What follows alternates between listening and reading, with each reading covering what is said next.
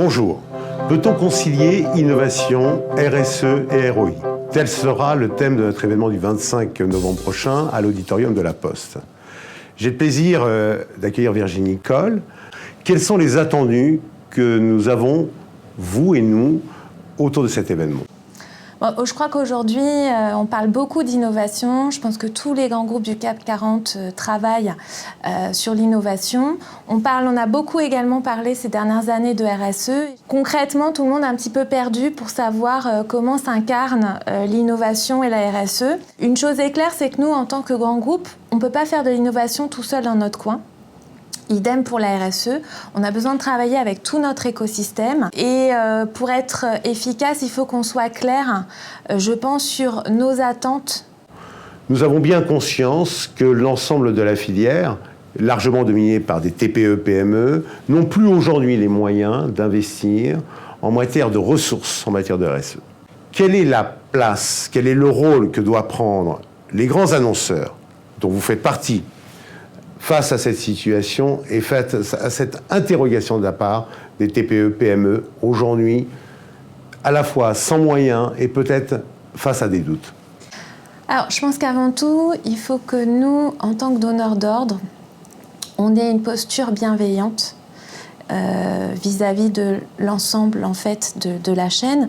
On a cette responsabilité d'accompagner la filière, également de sensibiliser, de former et de faire monter en compétence la filière. Et je pense que Dominique, on se rejoint sur ces objectifs. Après, il est vrai qu'on ne peut pas avoir le même degré d'exigence entre une TPE et un grand groupe. Il y a un degré, le curseur est mis plus ou moins loin, suivant si en face on a une TPE, un grand groupe. Encore que, moi, j'ai pu constater dans le quotidien, il y a des TPE qui sont très, très agiles, qui vont très loin, qui sont très innovantes sur ces sujets-là. On aura l'occasion d'en avoir quelques exemples lors des pitchs.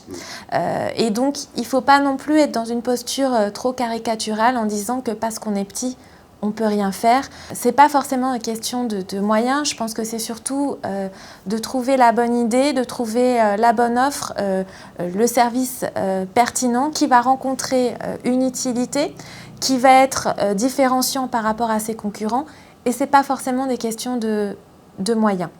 Certes, on a un contexte économique qui fait que c'est peut-être plus difficile pour les TPE-PME, mais c'est là où justement on doit trouver des points d'articulation, on doit trouver en fait des moyens de travailler ensemble, de co-construire ensemble pour justement arriver à des solutions innovantes d'un point de vue social et ou environnemental. Alors, le 25, c'est bien cela. Je crois qu'on doit s'inscrire impérativement dans cette dynamique, puisque nous donnons la parole aux grands annonceurs dans des secteurs d'activité éminemment différents, qui porteront leur vision sur l'innovation, sur la RSE et sur le ROI, puisque nous en avons assez peu parlé, mais on sait que pour un grand donneur d'ordre, la notion de ROI est un élément déterminant.